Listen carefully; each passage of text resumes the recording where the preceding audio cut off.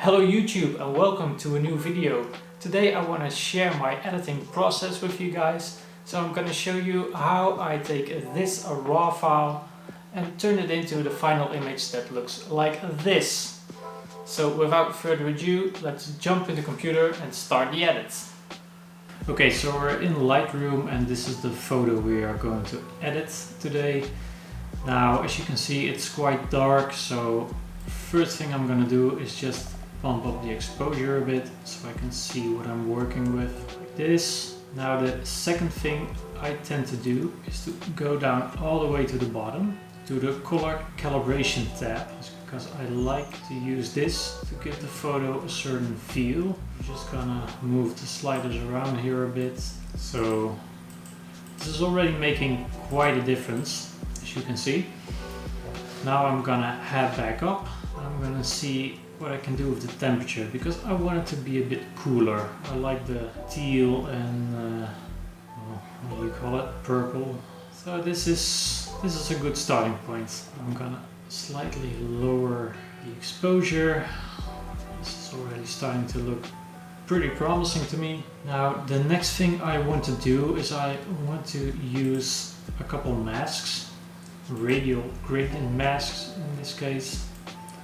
I just want to put a little bit more focus on the subject of the photo. So I'm going to brighten that part up a little bit more, something like this.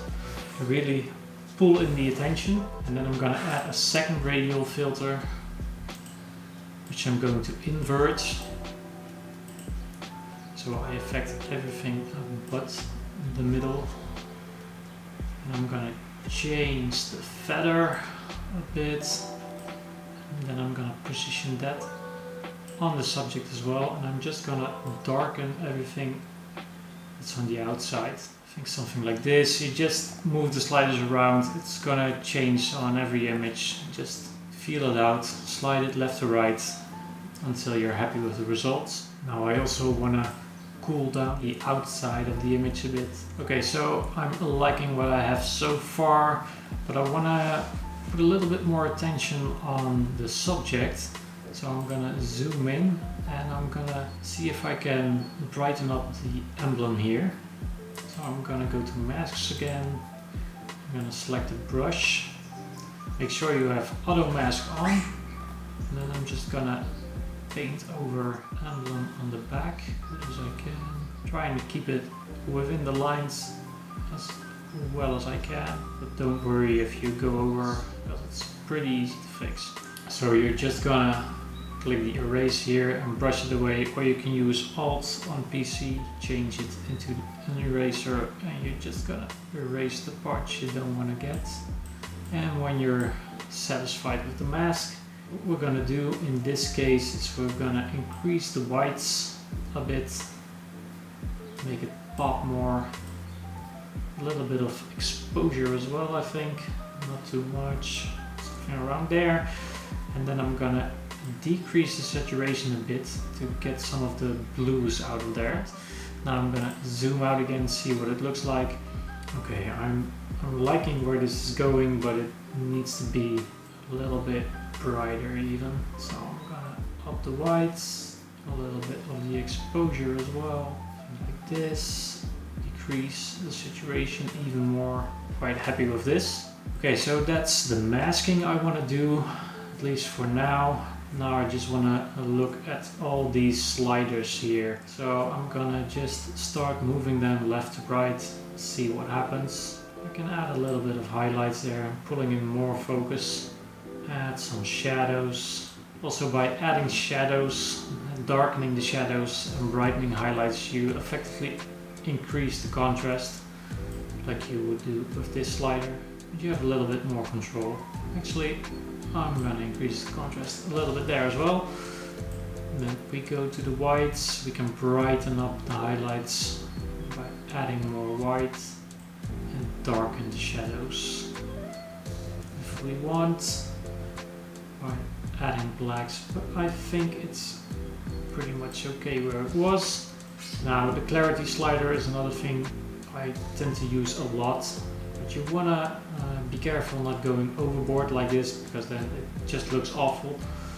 So I like to use it up and around plus 25, plus 35 mostly. A little bit of dehaze. This is something I use a lot when I use these RGB lights. They can give haloing around the light, and with the dehaze you can minimize it or increase it. So I tend to use it a little bit. Now the vibrance is something I tend to push up a little bit as well, and then I tend to lower the overall saturation a little bit. I do think the red light has become a little bit too pink, so you can go to your HSL color tab and you can try and mitigate that by taking some of the magenta hue closer to the red. I might even push this one a little bit as well. It's fine like that. It's a pretty subtle difference. You can mostly see it in this area, but I like it. Another thing I want to do is maybe get the teal a little bit more to a darker blue. And again, this is just if you see a color you want to change, you want to adjust, move the sliders around up to the point that you are happy with it. If you're not sure, you can always turn off the color adjustments you just did to see what you actually changed. Okay, so next up is the color grading tab. Now I don't use this one a lot because I already affect the colors a lot with the color calibration down below, and I also fine-tune it with the HSL slider. But there are situations where you want to use this to add an overall color adjustment to the highlights, shadows, or the midtones.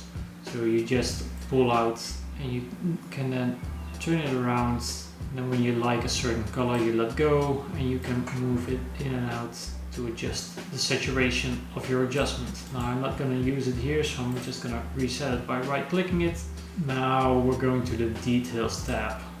I'm actually going to use this cursor to select the spot that I want to use for the details. Let's pick this one. And then sharpening, the standard amount is 40 in Lightroom Classic. I tend to use it around 40 up to 65, it just depends on the image. For this one I'm probably going to leave it there, and then by pressing Alt on PC and moving the masking slider you can see what edges what areas you are affecting with the sharpening. Now I tend to slide this up pretty far. For this image I think 85 will work, but a lot of times I go up to 95 or even 100%. The next thing of details we want to check is the luminance and noise reduction. I tend to move this up to 10 or 15 on most of my images because I shoot a lot of low light and there's always a little bit of noise in there, and I like to reduce it using that. But you don't want to slide it too far because then you're gonna lose all detail. And then we're going down. Transform is something I rarely do in Lightroom. I want to adjust any lines, I do that in Photoshop, and I might actually do it for this one as well. So we're gonna zoom out again and we're gonna just add a little bit of a vignette to the image just to pull in even more attention to the subject, to the center of the image. I'm gonna put it at 15 for this one, and I'm gonna increase the roundness a bit and feather it in quite a lot, just so it is not such an obvious effect. Okay, so that's pretty much it for this image in Lightroom. Now I am gonna right click and edit in Photoshop for this one because I wanna level it out a little bit. And okay, so the first thing I tend to do when I load the image in Photoshop is just duplicate the layer. You can do this with Ctrl J on a PC. I'm not sure about the Mac shortcuts, so sorry for that. Then I want to go to Filter and then choose Adaptive Wide Angle. Now this is gonna look horrible, but we're gonna choose a different correction mode, which is Perspective. And then I'm gonna change the focal length to 50 millimeters to get an image that is close to my starting image, I'm actually gonna slide the scale down to 90% so the whole image fits into my workspace. And now we can straighten the lines out by actually drawing lines in the image. So like this beam, I'm gonna go from the top to the bottom corner, move your cursor onto that little ball, click it and click Shift on the keyboard and move it right to get it perfectly at 90 degrees. We're gonna continue doing this to the other side as well. This is already starting to straighten it out quite a bit. Okay, so this top beam seems a little bit bent or dent. It's not nice and straight as I want it. I can't correct it here, but I'm going to show you how I can correct it with the transform tool later on. And you can add as much lines as you want to try and straighten it out even more. But at some point, I guess it's pretty much finished. Yeah, this is already straight. Okay, so I'm just gonna click OK to go back to the main screen in Photoshop. Now I'm gonna hide the bottom layer. To fix the little dent on the top, we're gonna use Ctrl T to go to transformation, and then we're gonna select this option. And I'm gonna pull down a ruler to see how much I want it to go down. Okay, so now I just click and then I drag it down up until a point where I like it. And now the beam is nice and straight as well. So this is starting to look pretty good. Now I'm gonna crop in a bit to get rid of the white areas. So this is pretty much my final image.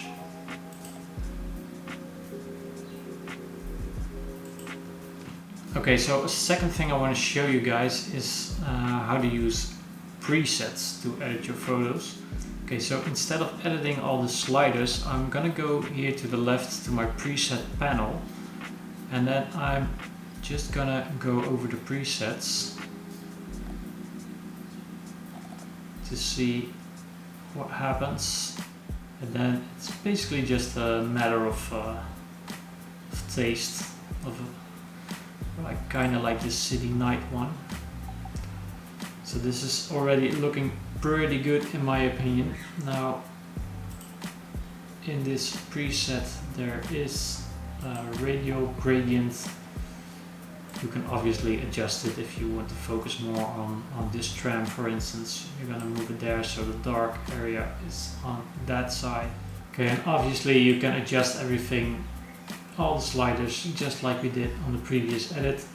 But using presets is just a way to quickly edit photos and to have a starting point from which you can change it all up. I'll show you another example. If this photo, for instance, let's do some kind of day into brightness now, moody sunset, no, sunset ahead, kind of like this one. But when we look at this image, it needs a bit more light, if you ask me. Might warm it up a little bit as well. As you can see, you can easily adjust all these parameters, but you have the basic starting points. So with only a few clicks, you go from this to this. I'm going to finish this, so I probably want to crop it in a bit. So that's just a quick way to edit photos using presets and just fine-tune some of the settings to your liking, and then you're done pretty quickly. Okay, so that's going to be it for today's video. I hope you learned something from my rambling on during the editing. Well, if you want to use the presets I used in this video, they're actually part of my own preset pack, and I'll link them below, free download. So you can play around with those if you want to. And yeah, that's it. So hope you enjoyed the video, and I'll see you on the next one. Goodbye.